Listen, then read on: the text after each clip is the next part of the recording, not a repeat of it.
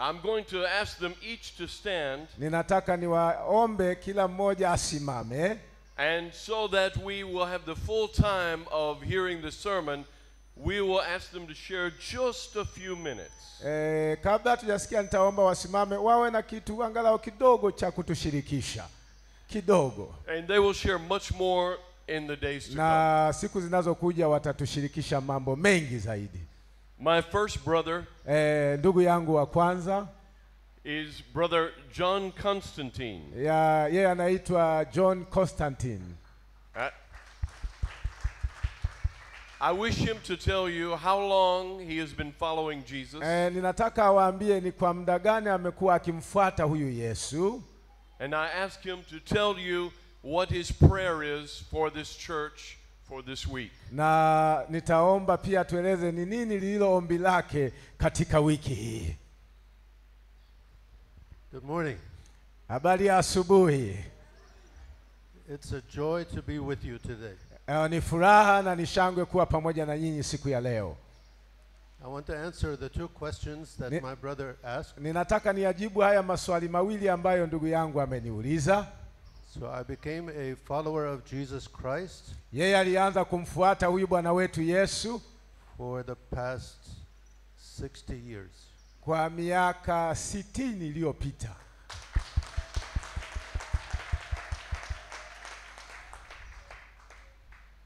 And I discovered that the longer I walk with Jesus, the more I know him. Na amegundua ya kwamba kadiri anavyoendelea kutembea na Yesu ndivyo anavyoendelea kumfahamu Yesu zaidi. The good news is that when we get to heaven there's no preaching. Habari njema ni hii, tukifika mbinguni hakuna kuhubiriana. We will all be singing. Wala kuimba. The choir in Tanzania will be the first choir to sing. Nafikiri kwaya ya Tanzania inaweza ikawa ni ya kwanza kuimba.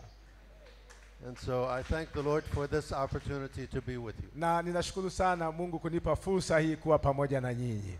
Amen. Amen. Amen. Amen. Next I have my brother Fred Freeman. Wa pili ni ndugu yake Fred Freeman. Fred is from Alabama in the USA. Yeye anatoka jimbo la Alabama, USA. And I would ask Fred to share the same two things. Na yeye pia anaomba Fred ajibu hayo maswali haya mawili aliyomuuliza. How long you have followed Jesus? Kwa muda gani, kwa kipindi gani ameendelea kumfuata Yesu? And what prayer do you have for this group this week? Na ni ombi gani alilonalo katika wiki hili? Habari za asubuhi. Ni njema. Mungu akubariki sana. Amina. Nimefurahi sana. Before I answer the two questions, let me share this with you about my brother Gene. Kabla sijajibu haya maswali mawili, hebu acha ni kushirikishe jambo kuhusu ndugu yangu. We have been friends for 33 years now. Wamekuwa ni marafiki kwa muda wa miaka 33 hivi. 23 years ago, Gene called me for 4 years in a row asking me to come here to Tanzania. Miaka 23 iliyopita aliwasiliana naye kwamba apate muda kuja na yeye Tanzania. The first year that he called me, I had just taken a church in Alabama and I said, I don't think this is a good time. Wakati wa kwanza alipowasiliana naye alikuwa ameanza kusimamia kanisa Alabama, akamwambia hii haitawezekana. But 4 years later he kept asking and we came. Also my wife came at that time. Na baada ya miaka 4 alikuja, lakini alikuja pamoja na mke wake. And so I share this with you. God used this man. Nataka niwashirikishe ya kwamba Mungu anamtumia mtu huyu wa Mungu to change the life of my wife and I forever. Ambaye amemtumia kubadilisha maisha yake yeye na mke wake siku zote. Because now we have been missionaries in Tanzania for 23 years. Sasa wamekuwa wamishonari katika nchi yetu ya Tanzania kwa takriban miaka 23. When God calls you to do a thing, Mungu akikuita ufanye jambo and to work with a certain people group, na kufanya kazi na kikundi cha watu fulani, he does something very dear to your heart. Anafanya kitu maalum sana kwenye moyo wako. God has given a great love to my wife and I for the people of Tanzania. Mungu amewapa moyo wa upendo wa ajabu sana ndani yao kwa ajili ya Watanzania, yeye na mke wake. I accepted Christ in 1961 at the age of 12. Alimpokea Yesu mwaka 1961 kuwa Bwana na Mwokozi wa maisha yake. Long before most of you were even in the world. Nadhani wengi wetu tulikuwa hatujazaliwa, hatuko juu ya uso wa dunia hii. In this group with my brother pastors, na katika kikundi hiki pamoja na ndugu zake wachungaji hawa, I am Babu Chungaji. Yeye ni mchungaji babu ama mzee. Here is the prayer that I have prayed before we came here. I'm still praying it. Hilo ndilo ombi ambalo ameomba kabla hawajaja na anaendelea kuliomba.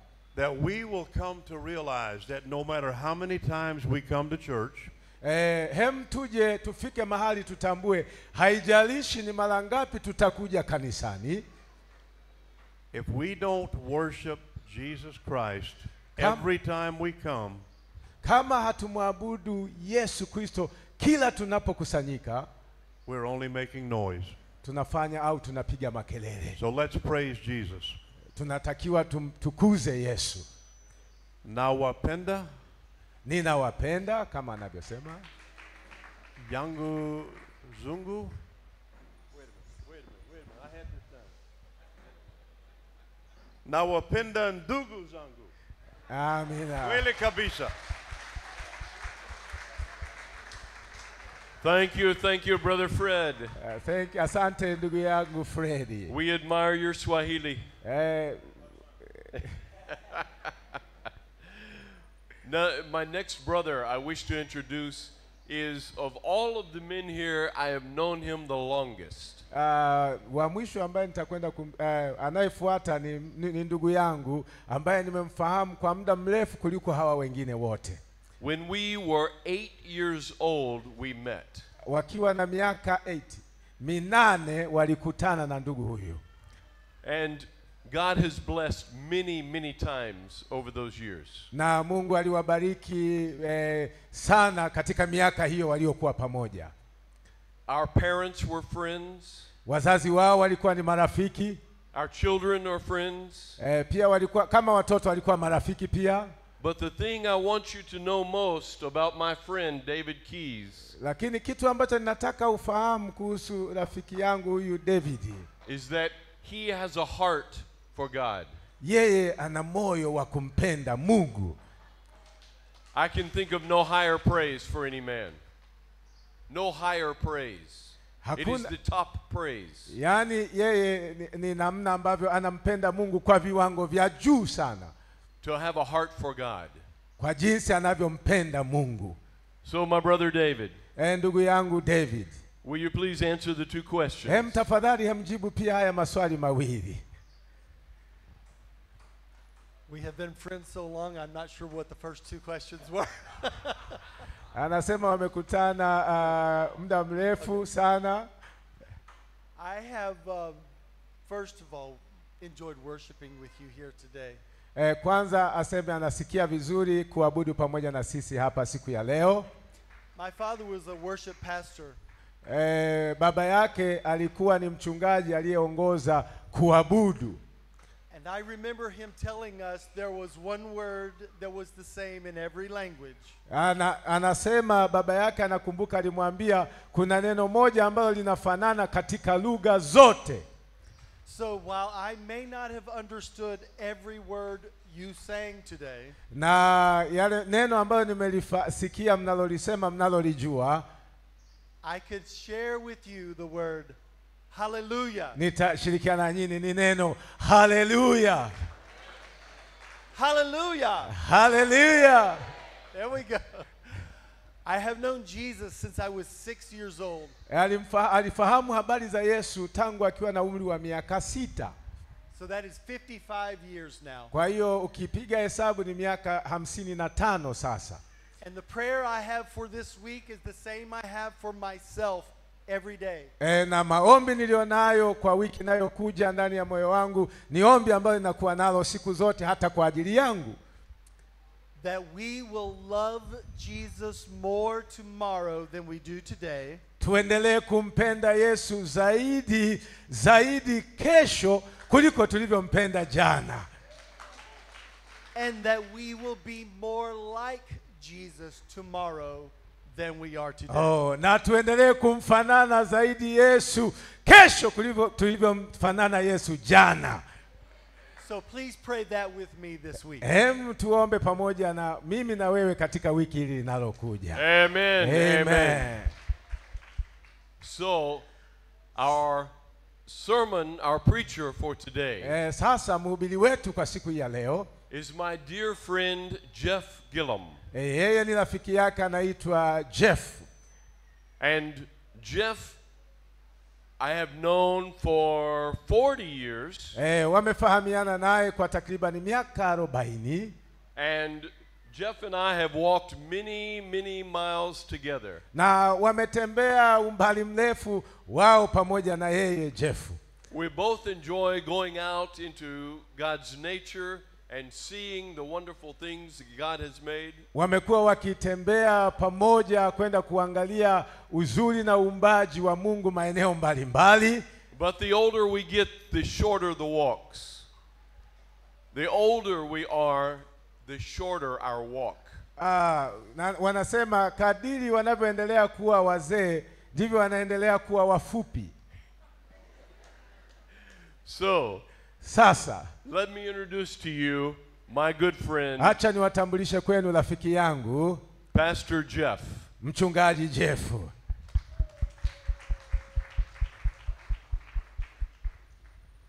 Greetings in the name of Jesus Christ. Salamu katika jina la Bwana wetu Yesu. Blessings on this house. Baraka ziwe juu ya nyumba hii. May we all be filled with his grace and his peace. Wote mvikwe na neema yake na rehema zake. May we all be filled with his forgiveness and his love. Wote mpate msamaha wake na upendo wake. And may it overflow from us out into the streets and out into the city and out into the countryside and out into the nation of Tanzania. Mungu aendelee kuwabariki mkiwa nje ya maeneo haya hata nje ya mipaka hii na majumbani kwenu. Mungu aendelee kuwa pamoja na nyinyi. I have loved your worship today. Jamani, nimependa kuabudu kwenu siku ya leo. It reminds me of the verses in Revelation. Inanikumbusha mstari katika Ufunuo wa Yohana. Say that every race, every tribe, every nation, kila lugha, kila kabila, kila jamii will shout the name of Jesus. watashangilia katika jina la Yesu Kristo. You shock me and amaze me. Yani nyinyi mnanistaajabisha hata mnanishangaza. In the United States, huko Marekani, after this much worship, baada ya kuabudu hivi, our men and women would say no more. Watasema hapana, tuhitaji tuendelee tena. We're tired. Tumechoka. We're hungry. Tuna njaa. We want to watch sports. Tunataka tuangalie michezo. But not you. Lakini sio nyinyi.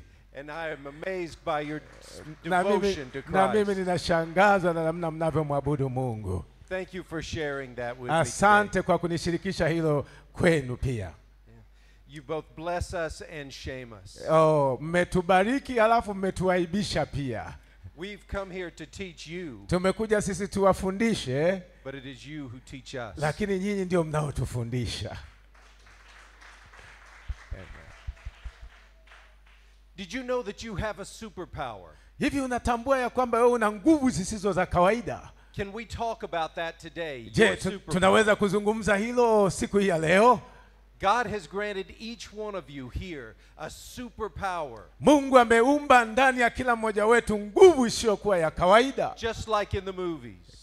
Si kama kwenye movie. Let's talk about that. Hem, tuongee kidogo kuhusu hilo. We're going to turn to 1 Corinthians 12. Tutasoma Wakorinto wa kwanza sura ya 12 and hear the word of God. Na tusikilize neno la Mungu. Starting with verse 4. Tutaanza na mstari wa 4. As we listen to this today, Tunapoendelea kusikiliza neno hili, I want you to think about the gift, the power that's been given you. jaribu kufikiri na kutafakari kalama na kipawa ambacho Mungu ameweka ndani yako. It is the power to change the world. Hii ni nguvu inayoweza kubadilisha ulimwengu. Verse 4 says there are different kinds of gifts.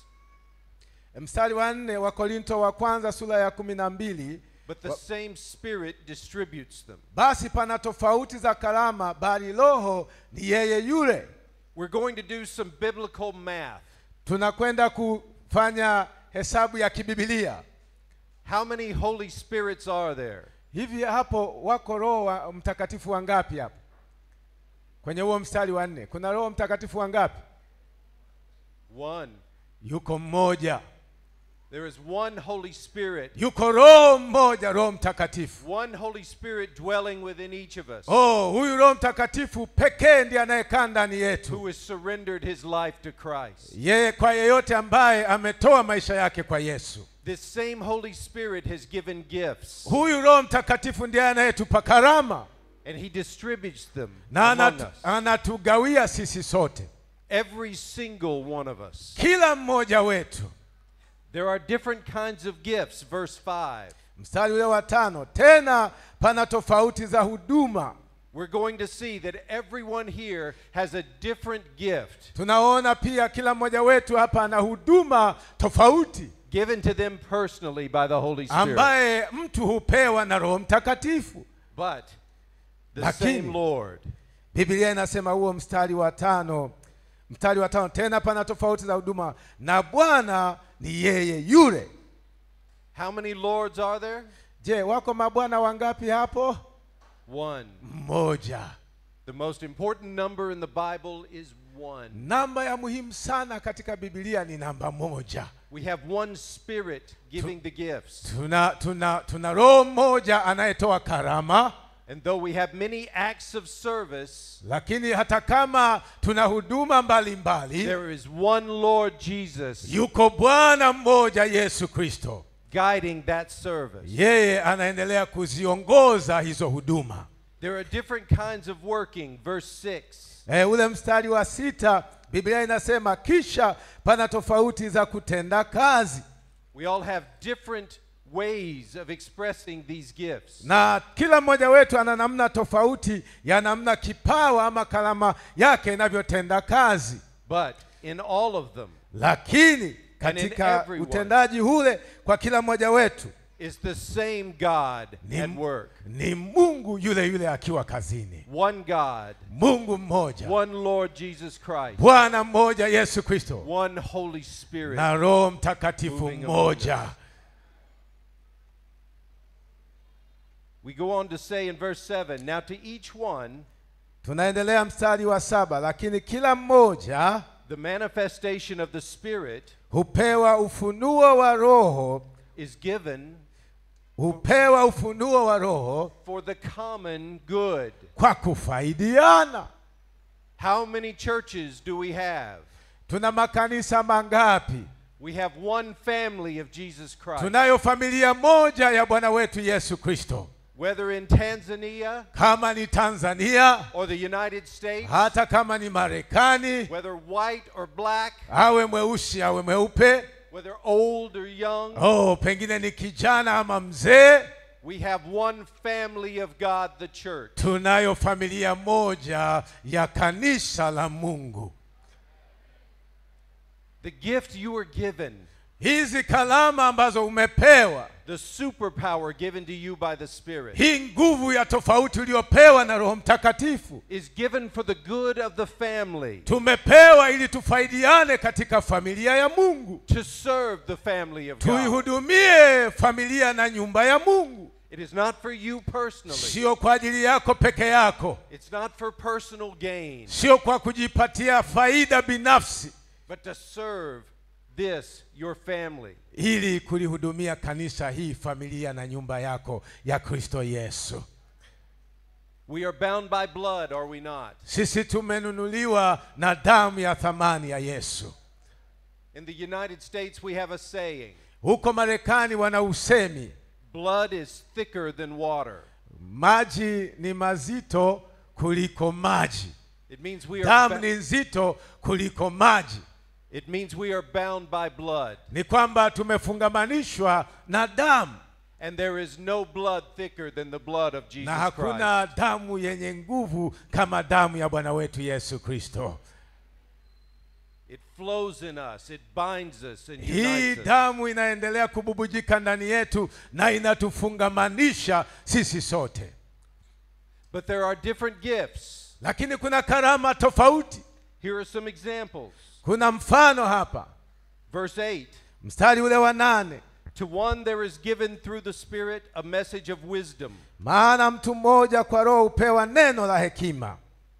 There will be raised up among you people like your pastor, Watu kama mchungaji wetu kiongozi, Mungu atawainua, to whom God gives wisdom in applying the word of God. ambaye ameweka ndani yao hekima ya namna ya kulitumia neno la Mungu. So he is able to share that with you. Yeye ana uwezo wa kutushirikisha karama hiyo pamoja na wewe. And what he hears from God, he passes on to you. Na kile ambacho anakisikia kwa Mungu, huyu Roho Mtakatifu anakileta kwako. There will be others among you Wengine watakuwepo miongoni mwetu, katikati yetu, who have life wisdom, ambao wana hekima ya namna ya kuishi, who have the ability ambao wana uwezo to teach kufundisha how to live in Jesus Christ. namna gani tunaweza kuishi maisha ya kumfuata Yesu. You know them among you. Naamini mnawafahamu wako miongoni mwetu. They are the mamas and the papas Hawa ni kina baba na kina mama that you go to when you need answers. ambao utawakimbilia unapokuwa na maswali na unahitaji majibu. That is a gift from God. Hiyo ni karama ambayo Mungu anaileta kwa mtu. What would we do without our mamas and papas and their Hii wisdom? tufanye nini na wamama na wababa hawa ambao Mungu amewakirimia hekima? To another, still in verse 8, Tukiendelea huo mstari wa 8, there a message of knowledge na wengine na mwingine neno la maarifa by means of the same Spirit. kwa kadiri Roho apendavyo. Do you know people in your congregation Je, mnatambua miongoni mwetu hapa tulipo who seem to have knowledge that the rest of us don't have? ambao wana maarifa ambayo pengine sisi hatunayo? They know the Word of God. Wanalijua neno la Mungu, They know about life. wanajua namna ya maisha yanavyokwenda. These people have been given knowledge, Hawa watu Mungu amewapa maarifa, as it says, by means of the same Spirit. kama neno linavyosema, kwa kadiri Roho apendavyo. Verse 9 says, to another, faith Mstari wa 9 Biblia inasema wengine imani, by the same Spirit. lakini ni Roho yule yule. Again, one Spirit, many gifts. Lakini Roho yule ni mmoja tu, lakini anagawa karama mbalimbali. Can you think of someone whose faith has walked through many trials? Hivi unaweza ukatambua au ukafikiri mtu ambaye imani yake imejaribiwa na mambo mengi? That no matter what happens to them, Yeye haijalishi nini, kitu gani kinakutana the naye. storms of life, Akikutana na mawimbi ya maisha, illness, magonjwa, temptation, majaribu, that no matter, haijalishi, they stand firm wanasimama imara in their belief in Jesus katika Christ. kumwamini Yesu Kristo. Do you know those people? Unawafahamu watu hawa? Can you think of those Je, people? unaweza ukatafakari kwa habari ya watu hawa? That is a gift of faith given by Hiyo the ni Spirit. karama ya imani mtu hupewa na Roho Mtakatifu. Another is gifts of healing Na wengine huduma ya uponyaji by that one Spirit. na huyo Roho Mtakatifu. Who here has the ability to touch and to change lives, to bring wellness out of illness? Nani miongoni mwetu ana uwezo, anapomgusa mtu analeta afya ama uzima au uponyaji kwa mtu? Who here has the ability to show the strength and power of God? Nani ambaye aliye na nguvu ya kuonyesha uweza na mamlaka ya Mungu? Maybe it's you. Pengine ni wewe. God gives us this power and strength Mungu anatupa nguvu hizi sisi katikati ya maisha yetu, to show His power and strength. ili tuzihirishe nguvu zake. Who among us has that gift? Nani miongoni mwetu aliye na karama hiyo? Verse 10, to another miraculous power. Mstari wa 10, na mwingine matendo ya miujiza, To share the gospel of Jesus Christ. kushirikisha wengine injili ya Bwana wetu Yesu Kristo. Jesus was able to feed 5,000. Yesu alikuwa na uwezo wa kuwalisha watu 5,000. Jesus was able to heal. Yesu alikuwa na uwezo wa kuponya, And because he showed the power of God, kwa sababu alionyesha nguvu ya Mungu. people listened Watu walimsikiliza on how to be saved. na wakaokolewa. That may be your power. Pengine hiyo ndiyo nguvu ambayo Mungu amekupa. That may be your ability Pengine hiyo ndiyo uwezo ambao Mungu amekujalia, to show God's power kuonyesha na kudhihirisha nguvu ya Mungu, so that people will listen to the life-saving message of the ili gospel. watu wasikilize jumbe zinazobadilisha maisha kwa habari ya Yesu. The same verse 10. Huo mstari huo wa 10. To another prophecy. Na neno la Mungu linasema na mwingine tafsiri za lugha. God may give you the ability Mungu anaweza akakupa uwezo to know things you shouldn't know, ili utambue ama ufahamu. to be able to see into someone's life and diagnose a problem. Unaweza ukamtazama mtu ukaona ndani ya maisha yake ana shida gani. Again, to showcase the power of God. Na hapo unapofanya hivyo unaonyesha nguvu ya Mungu. To another, distinguishing between spirits. Na wengine wamepewa karama ya kupambanua roho. Can you tell when something is from God or something is from Satan? Unaweza ukatambua kwamba jambo hili linatokana na Mungu na jambo hili linatokana kwa ibilisi. Can you tell when God is trying to build you up? Unaweza ukatambua wakati Mungu anatafuta kukujenga ama kukutengeneza. Or when Satan is using good things to tear you down. Au wakati mwingine shetani anatumia mambo mazuri lakini lengo lake ni kukuharibu. Then maybe you can distinguish between spirits. That is your gift. Na pengine unaweza ukapambanua roho. Hiyo ni karama ambayo Mungu amekujalia. To another, speaking in different kinds of tongues. Wengine kutamka kwa lugha tofauti tofauti. This may be the prayer language of the Holy Spirit. Pengine ni lugha ya Roho Mtakatifu. Or like Pentecost. Kama siku ile ya Pentekoste. It may be speaking in another language that you don't know but can be understood. Kuzungumza katika lugha nyingine ambayo pengine sisi hatuitambui ama hatuifahamu. The ability to communicate. Uwezo wa kuwasiliana. The ability to speak and to pray. Uwezo wa kuzungumza na kuomba. There are those of us who speak Swahili. Kuna wengine miongoni mwetu wanatambua au wanaongea Kiswahili. And those who cannot. Na wapo ambao hawawezi kuongea Kiswahili. But perhaps you are one who can work speaking in tongues. Lakini wewe ni miongoni mwao, unaweza ukawa na tafsiri mbalimbali za lugha. And to still another, na Biblia inasema na wengine the interpretation of tongues. Tafsiri za lugha.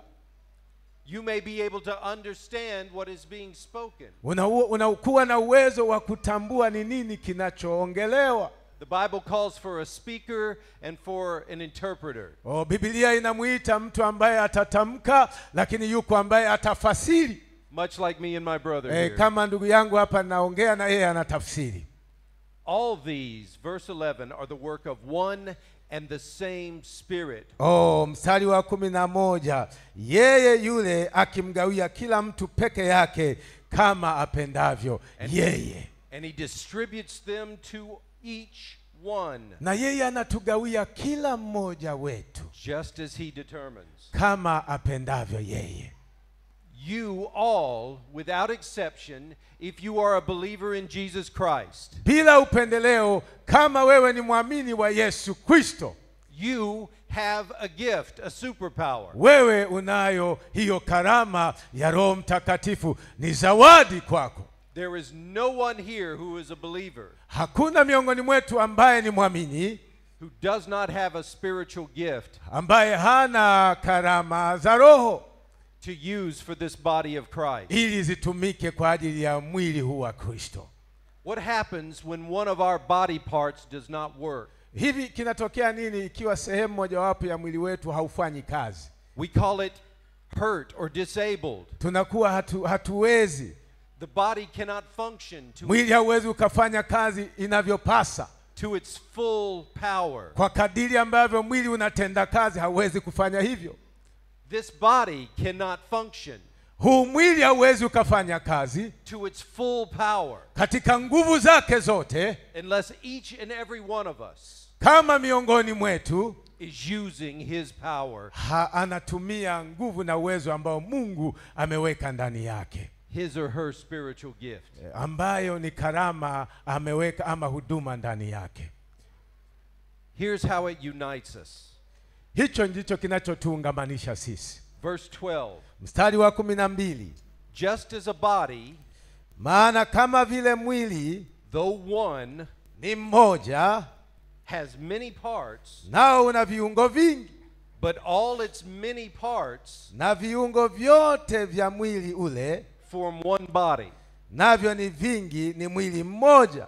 Does anyone here have more than one body? Hivi yuko miongoni mwetu ambaye ana mwili zaidi ya mmoja?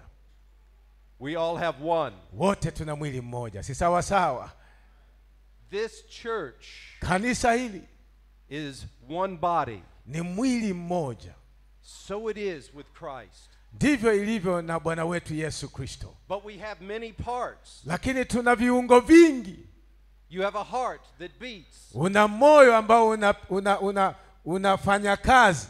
You have eyes that see. Una macho yanayotazama na kuona. Ears that hear. Una masikio yanayosikia. Hands that work. Mikono inayotenda kazi. Feet that walk. Miguu inayotembea. And all the parts in between. Na viungo vingine ambavyo ni pamoja na hivyo. But one body. Lakini ni mwili mmoja. So it is with the church. Ndivyo ilivyo na kanisa pia. Jesus said they will know that you are my disciples. Yesu alisema watajua ya kwamba nyinyi ni wanafunzi wangu because you are one. Kwa sababu ni mmoja, mwili mmoja. As my Father and I are one. Kama mimi na Baba yangu wa mbinguni tulivyo na umoja. On the night before he was betrayed, usiku ule ambao Yesu alitolewa, Jesus prayed for this for us. Yesu aliomba kwa ajili yetu sisi. He prayed in the book of John. Anaomba katika kitabu cha Injili ya Yohana that we would be one. Kwamba tuwe wamoja. Satan wants to divide us. Shetani anataka atugawe. The Bible says he prowls around like a dangerous animal. Biblia inasema yeye anaunguruma kama simba mkali. Looking for those anawatafuta ili awameze. How does a lion eat? Unajua simba anakulaje, anamezaje? A lion breaks off the weak from the other pack. Yeye anavunja kutoka upande mwingine. He preys on the weak and the sick.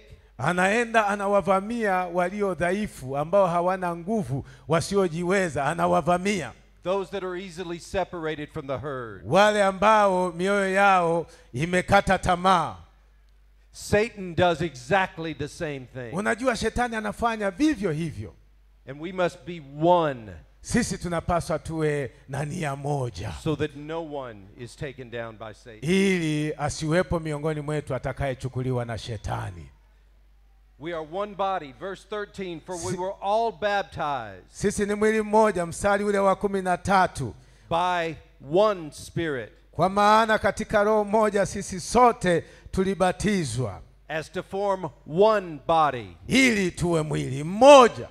Whether Jews or Gentiles. Pengine ni Myunani ama ni watumwa. Slave or free. Ama tukiwa huru. Tanzanian or American. Wa Tanzania na wa Marekani. We are one body. Sisi ni mwili mmoja. We were all given the one Spirit to drink. Sisi tulipewa roho mmoja sisi sote tumnywe.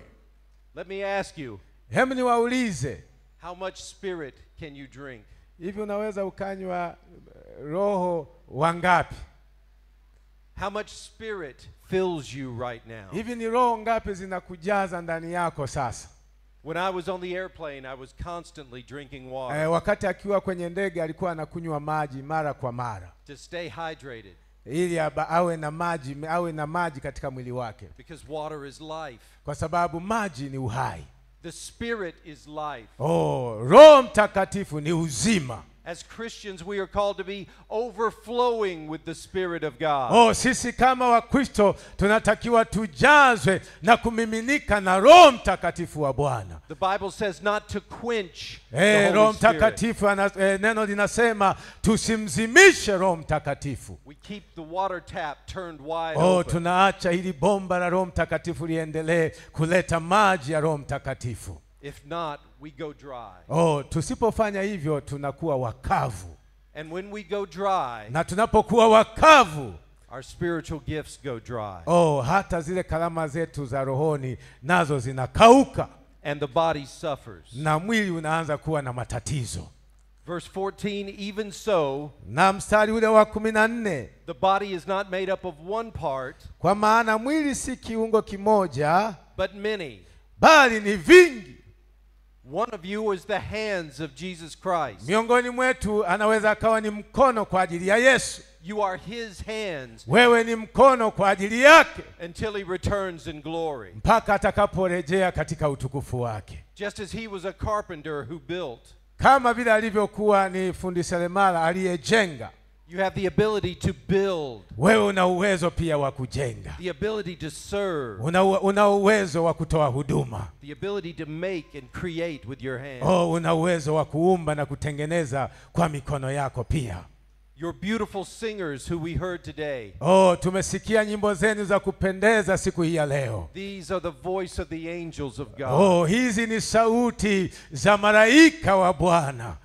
To hear them sing praises and to lead us in Wale worship. ambao wanatuongoza tunapokuwa tukimsifu yeye, wakituongoza. This is their gift. Hii ni karama yao. One of you is the feet and legs of God. Wewe pengine ni miguu kwa ajili ya Mungu wetu. And just like Jesus Christ, you can go and carry others and go long distances. Kama Kristo Yesu alivyokuwa, unaweza ukaenda umbali mrefu kwa miguu yako ukiwaambia wengine habari njema, To spread the gospel. kuhubiri injili ya Bwana wetu Yesu. Some of you are the lungs of Christ. Wengine ni mapafu kwa ajili ya Yesu. You breathe the Holy Spirit on others. Unatoa uhai wa Roho Mtakatifu kwa wengine. What a blessing. Ni baraka ya namna What a gani? blessing. Ni baraka ya namna gani? But sometimes we get jealous, don't we? Lakini wakati mwingine tunaona wivu, si ndio? We're human. Sisi ni wanadamu. How many of you sit in the audience Wangapi ambao wamekaa katikati yetu hapa katika mkusanyiko huu, and you listen to the singers na ulipokuwa ukisikiliza waimbaji and you say, I wish I could sing like that. ukasema, tafadhali na mimi nilitamani ningeliimba kama hawa waimbaji walivyokuwa wanaimba hapa? Wangapi katikati yetu? It's not fair Unaona hii sio sawa, that God gave them that voice kwamba Mungu amewapa wao, amewapendelea hiyo sauti nzuri and I don't. na mimi sinayo. We're human and sinful. Sisi ni wanadamu na ni wenye dhambi, But when we do that, lakini tunapofanya hivyo, we are useless to the body of Christ hatuna faida wala maana kwenye mwili wa Kristo Yesu, and useless to his work, na hatuna maana kwenye kazi yake Yesu, because we don't work and develop our own gift. kwa sababu hatufanyi kuendeleza vipawa vyetu ama karama zetu. Verse 15. Mstari wa 15, Now if the foot should say, mguu ukisema, because I am not a hand, kwa sababu mimi si mkono, I don't belong to the body. mimi si wa mwili, And if the ear should say, na sikio likisema, because I am not an eye, kwa kuwa mimi si jicho, I don't belong to the body. mimi si wa mwili. Now in your own body, that would be false, wouldn't it? Hivi ikiwa kwenye mwili wako mwenyewe, si haitakuwa sawa sawa, Even though your eye is not an ear, Hata kama jicho lako sio sikio, it is still a part of your body. lakini ni sehemu ya mwili wako. Even though your foot is not a hand, hata kama mguu sio mkono, it is still a part of your lakini body. ni sehemu ya mwili wako. In verse 17, you can see what the issue is. Na mstari wa 17 unaona jambo hili kwamba If the whole body were an eye, kama mwili wote ukiwa jicho, where would the sense of hearing be? kuwapi kusikia? If all you could do was see and not hear, Kama mambo yote tungelifanya ni kuona tu, you would not be at full strength. maana yake usingelikuwa na nguvu pia ya kusikia. If the whole body were an ear, Kama wote si sikio, where would the sense of smell be? kuwapi kunusa? But in fact, God has placed the parts in the body, Bali Mungu amevitia viungo kila kimoja every one of them, katika mwili kama alivyotaka, just as He wanted them to be. kama alivyotaka viwe. Which one of us has the right to complain to God about how He made us? Nani anao uhalali wa kumlalamikia Mungu jinsi ambavyo Mungu alimuumba? The Bible says we are fearfully and wonderfully Biblia made. inasema tumeumbwa kwa jinsi ya kupendeza, kwa jinsi ya ajabu. Each one of you is a vital portion of the body of God. Kila mmoja wetu ana umuhimu katika mwili wa Kristo Yesu.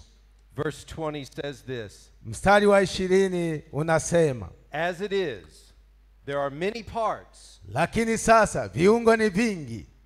Do you have any unimportant parts to your physical body? Hivi una mwili ambao ni wa muhimu zaidi kuliko kingine katika mwili wako? Do you have any you don't need? Je, una kiungo ambacho hukihitaji katika mwili wako? Any spare parts? Je, pengine una kiungo unakiona kwamba chenyewe ni cha ziada? I have a scar on my arm. Yeye ana kovu kwenye mkono wake. It's where they took an artery out of my arm Waliweka kitu kwenye mkono wake to repair my heart. ili watengeneze moyo wake. This arm has one less artery. This arm has one less artery, one fewer arteries. Huo mkono una mishipa pungufu kulingana na mkono mwingine. It is lesser Huu una upungufu wa mshipa mwingine katika mkono huo, because I don't have spare parts. kwa sababu hana spare part ya kurejesha. This body has no spare parts. Huu mwili wa Kristo hauna kifaa mbadala. Verse 21, the eye cannot say to the hand, I don't need you. Mstari wa 21, na jicho haliwezi kuambia mkono, sina haja na wewe. How often do we separate from one another? Hivi mara ngapi tunatengana sisi miongoni mwetu? How often does Satan divide us? Mara ngapi shetani anatutenganisha? How often does Satan turn us against one another? Mara ngapi shetani anatufanya hata sisi kwa sisi tunachukiana? Your body cannot do that. Mwili wako haupaswi ufanye hivyo. Your physical body cannot reject other parts. Huo mwili wako hauwezi ukakataa viungo vingine vilivyo katika mwili wako. When it does, you are very sick. Hata kama unakuwa ni mgonjwa.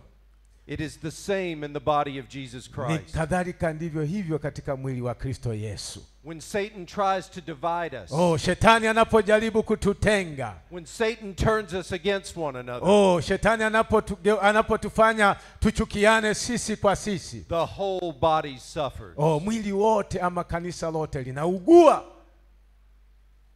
So, on the contrary, Na verse 22, mstari wa 22, those parts of the body that seem to be weaker, bali zaidi sana vile viungo vya mwili vizaniwavyo kuwa vinyonge zaidi, are indispensable. vyahitajika zaidi. Do you know you have tiny bones in your ear? Je, unajua una vimishipa vidogo vidogo kwenye masikio yako? Tiny pieces of cartilage. Viko vidogo vidogo vimishipa kwenye masikio yako. They seem unimportant. Pengine vinaonekana havina umuhimu. But take them away, Hemu acha uviondoe, and you cannot hear. hutasikia kamwe. It is the same in this body. Na kadhalika ndivyo hivyo katika mwili wa Kristo. Satan will tell you that you are unimportant. Shetani atakwambia wewe sio wa muhimu. Satan will tell you you are not on the stage. Atakwambia wewe ndio maana hausimami pale madhabahuni. Satan will tell you that you don't stand in front of other people. Wewe usimami mbele ya watu wengine. Don't believe it. Usiamini maneno hayo. It is a lie of Satan. Huo ni uongo wa Shetani. Your place in this body wewe nafasi yako katika mwili huu has been placed here by the Spirit of God Roho himself. Mtakatifu amekuweka yeye mwenyewe. And you must understand that you are equally as important as any other part. Na wewe unatakiwa utambue ya kwamba una umuhimu kama viungo vingine katika mwili wa Kristo Yesu. Verse 25 says, mstari wa 25 Biblia inasema, so that there should be no division in the body, ili kusiwe na faraka katika mwili, but that its parts should have equal concern for each other. bali viungo vitunzane kila kiungo na mwenziwe. There are no unimportant members of this church. Hakuna aliye wa muhimu kuliko wengine katika kanisa hili. We should care for one another regardless of station in life. Tunatakiwa tutunzane sisi kwa sisi pasipo kujalisha jambo lolote miongoni mwetu. That way the body stays healthy. Hivyo ndivyo mwili unabaki kuwa na afya njema. Verse 126. Mstari wa Verse 26. 26. Mstari wa 26. If one part suffers, na kiungo kimoja kikiumia, every part suffers with it. viungo vyote huumia nacho. If one part is honored, na kiungo kimoja kikiheshimiwa, every part, kila kiungo rejoices hufurahi pamoja with it. nacho. That's how we stay the body of Christ. Hivyo ndivyo tunavyopaswa kukaa katika mwili wa Kristo Yesu. Verse 27. Mstari wa 27. Now you are the body of Christ. Basi nyinyi mmekuwa mwili wa Kristo until he returns in his glory. Mpaka atakapokuja katika utukufu wake.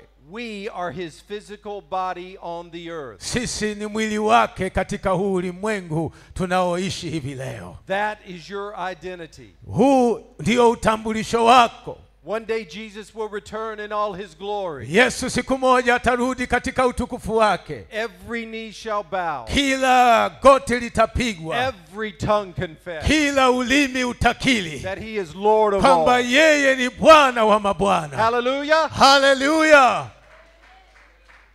We look forward to that day. Tunaitarajia siku ile.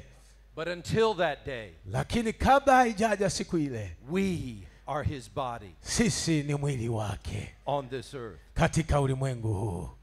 And God has placed, verse 28, na mstari ule wa 28, in the church first of all apostles, na Mungu ameweka wengine katika kanisa, kwanza mitume, second prophets, wengine manabii, third teachers, walimu, then miracles, kisha miujiza, then gifts of healing, kisha karama za kuponya wagonjwa, of guidance, na masaidiano, and of different kinds of tongues. na maongozi. Are these all the gifts? Hizi ni karama zote? No. Hapana. Our God is a vast God. Mungu wetu yeye ana upana mkubwa. Our God gives gifts as they are needed in each Mungu yeye hutoa karama kwa kadiri zinavyohitajika. But they are all needed. Lakini vyote vinahitajika. Are all apostles? Je, wote ni mitume? Are all prophets? Je, wote ni manabii? Are all teachers? Je, wote ni walimu? Do all work miracles? Je, wote wanatenda miujiza? Do all have gifts of healing? Je, wote wana matendo ya kuponya? Do all speak in tongues? Je, wote wananena kwa lugha? Do all interpret those Je, tongues? wote wanatafsiri? The answer is no. Jibu ni hapana. We all have different gifts. Sisi sote tuna karama tofauti tofauti. Brothers and sisters, ndugu zangu mabibi na mabwana, you have been called tumeitwa to do the most important work kufanya kazi iliyo ya muhimu in the history of the world. Katika historia ya huu ulimwengu. Is there more important work in this world? Kazi ya muhimu sana katika ulimwengu huu than what Jesus called us to do in Matthew 28. ambayo Yesu ametuita kwa ajili yake katika Injili ya Mathayo mlango ule wa 28. You know how I said Unajua jinsi nilivyosema that your praise and worship spilled out into the streets. kwamba kuabudu na kusifu kwako kuende hata mitaani. The Holy Spirit went with it, Roho Mtakatifu aambatane na karama hiyo, changing hearts, ikibadilisha mioyo ya watu, opening hearts ikifungua mioyo ya watu to the most important message that has ever been given. kwa ajili ya jumbe ambazo ni za muhimu ambazo watu wanahitaji kusikia, That we are all sinners. kwamba sisi wote ni wenye dhambi, We are all separated from our Father wote God. tulikuwa tumetengwa na Mungu Baba yetu. We could not pay the price. Hatungeweza kulipa gharama, We could not save ourselves. tusingelijiokoa wenyewe. But God sent his son, Jesus Christ, Lakini Yesu, Mungu alimtuma mwana wake Yesu mpendwa, to suffer on our behalf, akasulubiwa badala yetu, to pay the price with his death akalipa gharama kwa kifo chake for all eternity. kwa ajili ya sisi tuwe na umilele. And now he wants every person, everywhere, Sasa anataka kila mmoja mahali pote to have what we have, tuwajulishe wengine kile ambacho Mungu ameweka ndani yetu. his grace and forgiveness, Oh, neema yake na msamaha wake, to be adopted into his family, ili na wao wazaliwe katika nyumba na familia yake Kristo, to be a true child of God. wawe ni watoto wa kweli wa Mungu wetu. You will never meet another human being Hutaweza kukutana na mtu mwingine yeyote that Jesus did not die for. ambaye Yesu hakulipa gharama ya kufa kwa ajili yake. You will never meet another human being Hutakutana na mtu ambaye who was not created in the image of God. ambaye hakuumbwa kwa sura na mfano wa Mungu. Therefore, our job Kwa hiyo kazi yetu is to bring them into our family, tuwalete katika familia yetu hii, to baptize them, tuwabatize to raise them up as followers of Jesus. ili tuwainue wawe wafuasi wa Yesu. It is the most important job in the history of the world. Hiyo ndiyo historia, ni kazi yenye historia ya muhimu katika maisha haya ya huu ulimwengu. Called to us by the most important person who ever walked the earth. Kuongea habari za mtu ambaye alikuwa na ujumbe, ambaye alitembea katika huu ulimwengu. To be a part of the most important group that ever existed. Tuwe sehemu ya kundi la tofauti ambalo litaendelea kuishi hapa duniani. The body of Jesus Christ. Mwili wa Kristo Yesu Bwana. Are you ready for that? Je, uko tayari kwa ajili hiyo? Do you want to be a part of that? Je, unataka uwe sehemu ya familia ya Yesu? Do you want to carry out his mission? Unataka uende utembee na ujumbe wake kutoka mahali hapa? Then you must find your spiritual gift. Lazima utafute karama ulionayo katika maisha yako. Here's how you do that. Sasa hivi ndivyo unavyofanya. Pray. Omba. The one who gave you the spiritual gift, why do we not ask him what it is? Yule ambaye anatupa hii karama ni nani? But we don't. Pray to receive your spiritual gift. Omba ili kupokea karama hii ya Roho Mtakatifu. Read the word of God. Soma maneno ya Mungu. Which of these gifts resonates in your heart? Kila hii karama tuliyoisema inaketi au inakaa ndani ya moyo wako. Ask yourself, what am I good at? Hebu jiulize wewe binafsi, hivi mimi naweza nikafanya huduma ipi kwa ubora zaidi? If you can't sing, Kama huwezi kuimba, then you're probably not called to be a singer. pengine haujaitwa ili uwe mwimbaji.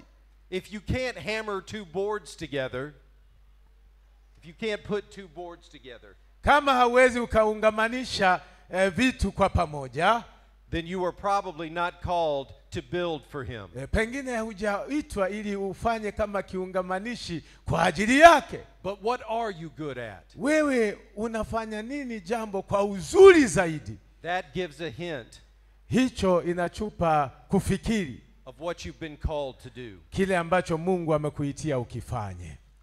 Find that. Jiulize. Talk to people of wisdom. Ongea kwa watu wenye hekima na maarifa. Ask your pastor. Ask your friend. Muulize mchungaji wako, muulize rafiki yako. Ask those who are wise in your eyes. Hemu waulize wale unaowaona ni wenye hekima mbele ya macho yako. What am I good at? Je, mimi niko bora katika eneo lipi? Then we will be a strong body. Hapo ndipo tutakapokuwa mwili wa Kristo ulio imara. Then we will take the message of Jesus Christ. Hapo ndipo tutapeleka ujumbe wa Yesu Kristo. The life-saving message of Jesus Christ. Ujumbe wenye kuokoa na kuponya maisha ya watu. And just like superheroes in the movies. Tutakwenda kama watu mashujaa katika movie tunapozitazama. Jesus will use you to save their lives. Yesu atakutumia ufanyike kuwa wokovu kwa watu wengine. Amen. Amen. Amen. Amen. I'm going to close with the words of Paul from the book of Ephesians. Ninakwenda kuhitimisha neno la Mungu kutoka kitabu cha Waefeso. Ephesians 1 starting with verse 15. Na Waefeso sura ya kwanza tukianza na mstari wa 15. And I lost my place. There we go.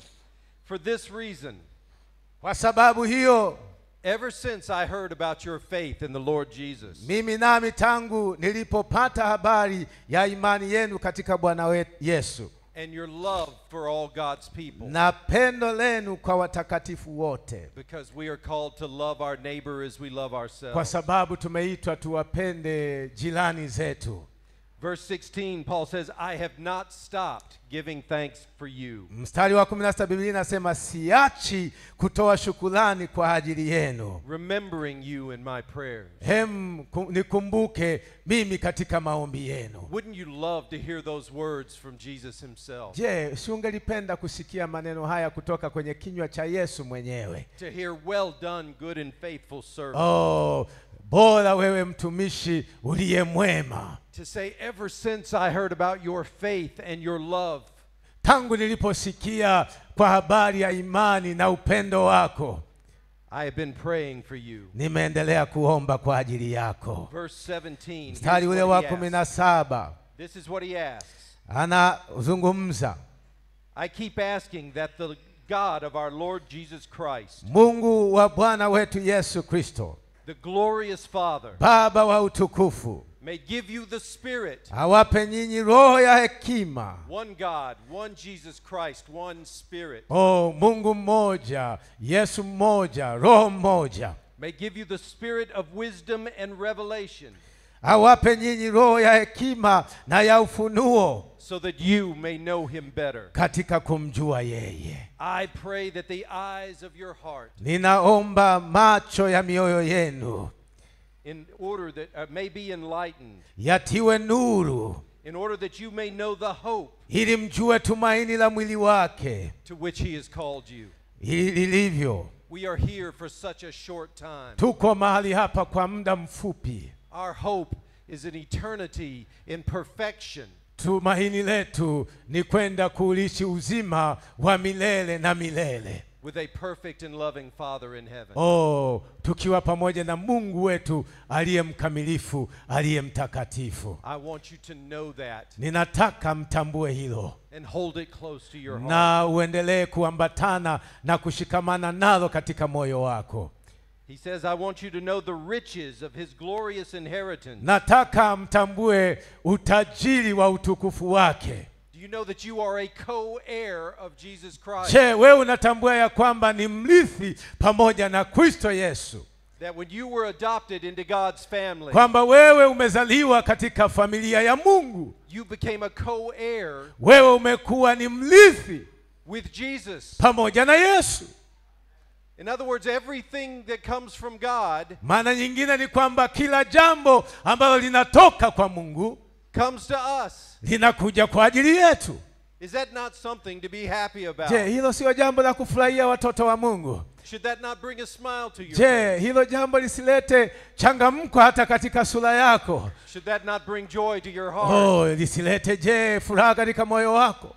That is what you have been given. Hivyo ndivyo ambavyo tumepewa.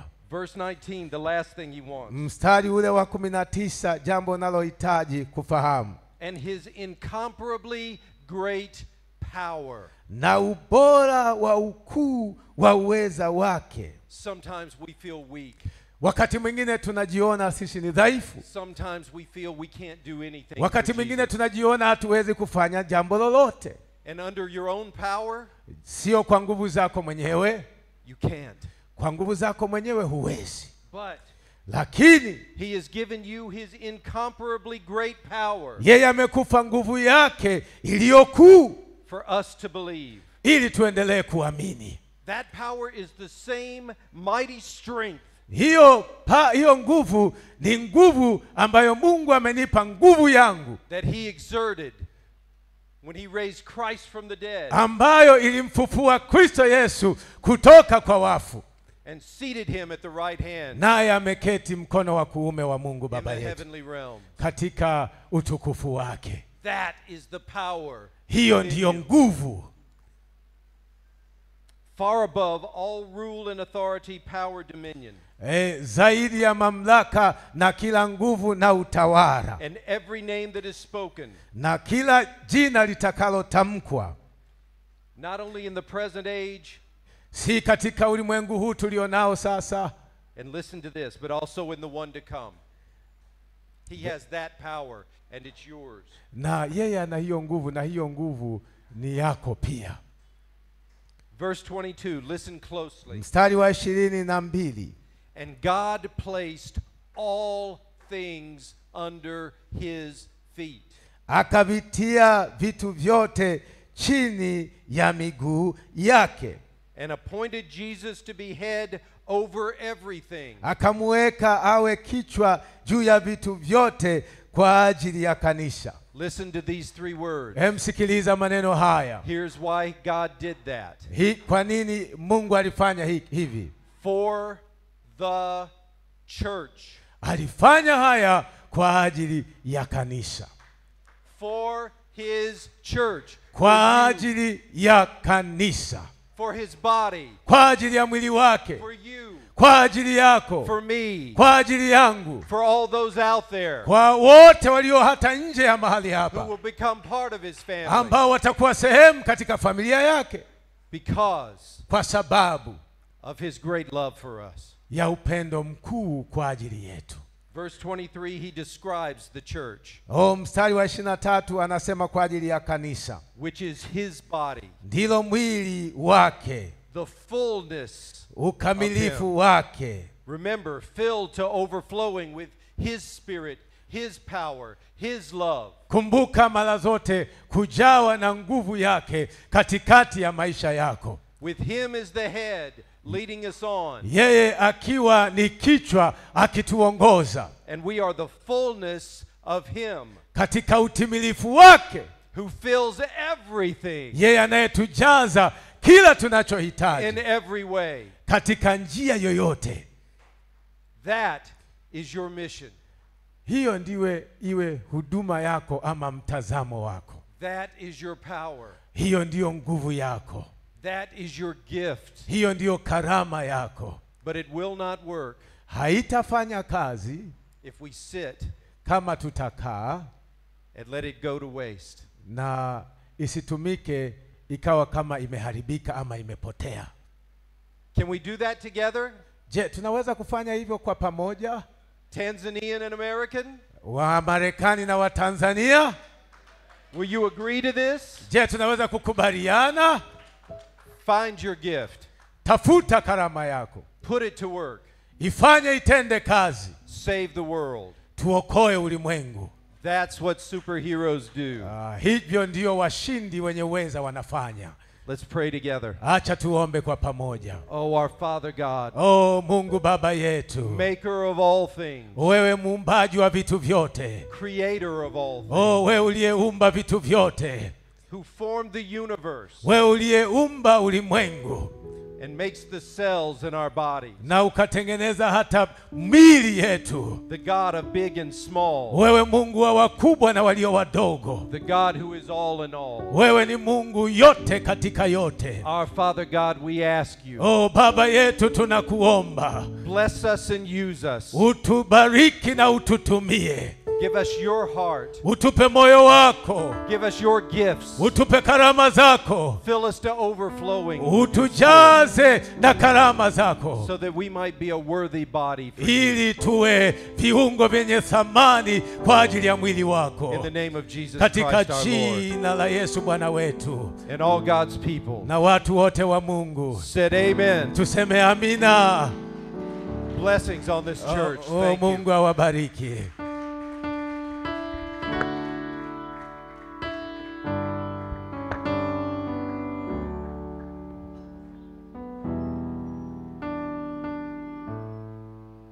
Praise in the worship. Praise in the worship. Hebu tumshangilie Bwana Yesu sana sana. Wakati tunapoona mambo kama haya yanafanyika, ni lazima tufike mahali tumuone Mungu